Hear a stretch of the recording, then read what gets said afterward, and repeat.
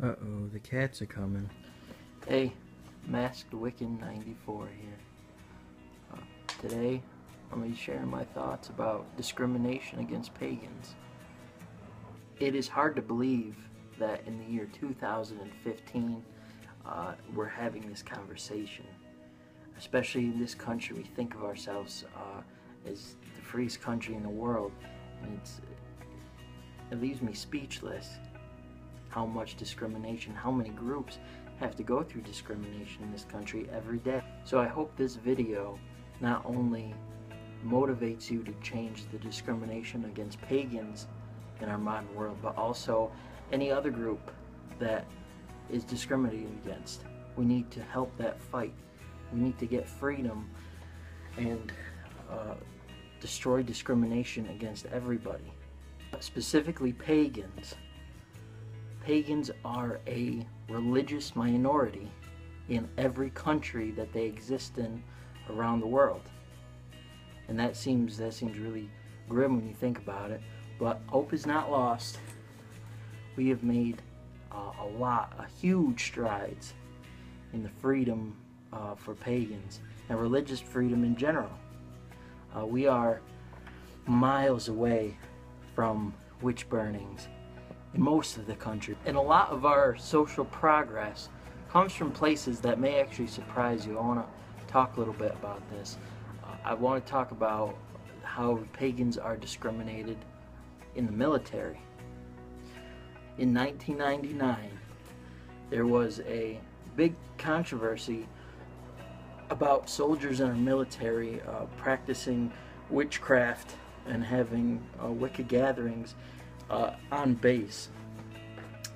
And there was a big push for them to ban witchcraft and Wicca from the military altogether. I mean, this was not a recognized religion within the military, but they were talking about banning it, totally outlawing it. You couldn't be in the military if you were going to do that stuff on base. And this push was rejected by the military. They thought that they could not ban something religious like that. And our would-be president back in 1999, George Bush, he was only governor, but he was quoted on national television saying that he did not think witchcraft was a religion, and he hoped the military would reconsider banning it. Now that really spelled trouble for the Wiccans, specifically in the military, at the turn of the century when he was elected as president. And this really reached a climax in 2006 when U.S. Army Champlain Captain Don Larson was dismissed from his post in Iraq because he switched on his religion from Pentecostal Christian to being a Wiccan. He would have been the first U.S. Army Champlain that practiced Wicca. So that's unfortunate that he was dismissed, but interestingly enough, the next year in 2007, the Pentacle and the Hammer of Thor were both approved emblems to be put on headstones. So that was a great leap of progress. Finally, Wicca was starting to get some sort of acceptance within our military. Researching this topic, this is what surprised and interested me the most, that a lot of our strides actually came from prisons. Now, prisoners, obviously people do bad in their life and they go to prison, but that doesn't mean that they can't turn their life around. It doesn't mean that they can't make up for what they did. Just because someone commits a crime and gets caught up in the legal system does not make them any less of a person, and doesn't mean that they can't go on to do great things in their life. I just want to put that out there.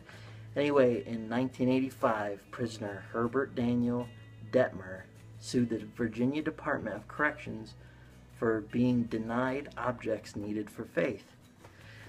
And as a Wiccan, I could see where prisons would have a problem with some of this stuff. I mean, flames, candles, thames. I mean, I'm sure you could take stuff on an altar, and if you were inclined to make weapons or tattoo guns or whatever with it. So I can understand when they would deny certain things to him.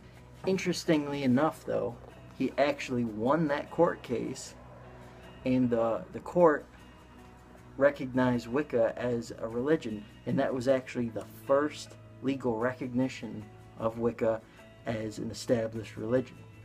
Now we have a slew of other laws that protect our religious freedoms and anti-discrimination laws, such as we cannot be discriminated against for raising children in the Wicca religion.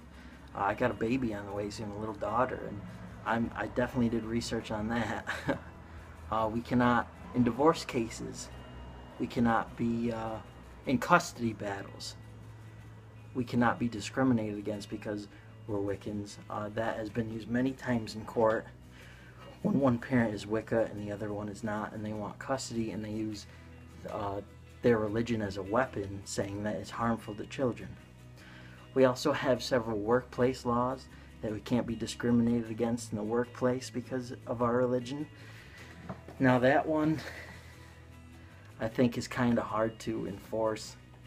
I mean, it's really got to be the perfect conditions to catch someone breaking that law, an employer. So I don't know about that one. But these are all great and grand, but it does not stop here. It's really not enough. We could be at a point in history that if we really got it together, we could end discrimination against pagans altogether. We should be able to liberate ourselves from the broom closet and surpass Christian labels that have been put on us as Satan worshipers. And I cannot wait for the day where I can come to you as unmasked Wiccan. But I have a very real fear and concern about losing my job and losing my extended family because of my beliefs. I'm not ashamed of my beliefs. I'm not ashamed of who I am. But there's other factors I need to consider. And a lot of other people feel that way too. I cannot wait for the day where I'm not afraid to wear, say, a pentacle ring, or where I have to tuck my pentacle necklace into my shirt, or even I got just a star right on my tattoo, and I'm concerned about that sometimes. I cover it up a lot when I'm in public. Now there are a lot of Wiccans fighting for this right now, but personally I don't think it's enough. I know I don't do enough. I know there's not a big huge movement where we can all unite and fight for rights. I mean, where is our rights movement? Where is our marches? Where is our information campaigns? Coming out does not take away from our religion. I know a lot of people like the secrecy or keeping their coven's tradition secret, and we don't have to disclose that, but we shouldn't have to hide our paganism, our being Wicca. Some people have come out as Wiccans and suffered very little blowback. Things just seem to work out. And if you are one of those people, you are extremely lucky, because some people have come out and have faced some serious trials and tests of their faith. I guess the reason I feel so strongly about this is that pagans have been persecuted for a long time in history. Countless of people have been burned at the stake because they're witches or accused of being witches.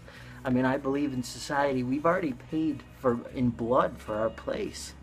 So please get in contact with your local Wiccans, figure out what you can do to help the cause. And also think about other groups that are being discriminated against, because we're all humans, we're all in this together. See how you can help those other groups too. So thank you very much for watching my video today. I've gotten some great responses so far on my videos, and I got plenty of topics rattling around in there, so I don't plan on ending anytime soon. Today's plug is going to be a Facebook page, Wicca Talk. It's a great community page, tons of Wiccans on there asking all sorts of questions, throwing out artwork, altars, ritual tips, all sorts of things. You can meet a lot of cool people there and get into really some great conversation. So go check that out. Also, down in the comments. Tell me what you think about Wiccan rights, movements, what we can do to get something going here. So thank you very much for watching my video, and blessed be.